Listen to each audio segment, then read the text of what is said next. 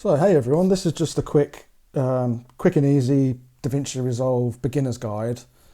I had a few people asking me about how I make my videos for YouTube, how I edit them and stuff, what software I use, and so I thought I'd run through this as a quick beginner's guide just to get people up and running really, rather than not going into too much detail, just getting from start to finish, editing your videos and get them ready just to upload to YouTube.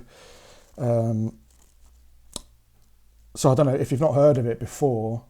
DaVinci Resolve is this powerful piece of software that it's used by studios and beginners alike really. The company make full-on cameras and studio equipment and all this stuff as well, but they make this great little piece of software called Blackmagic.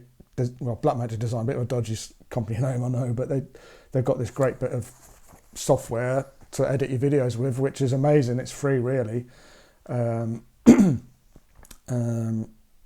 you go to their website, scroll down, it's this DaVinci Resolve 19, download free, and then in here, you can go here, just free download, just download it. And they've got like a studio version as well, but as far as I know, the free version has most of what the studio version has anyway. Unless you're like a full-on professional, you'll probably notice the difference. But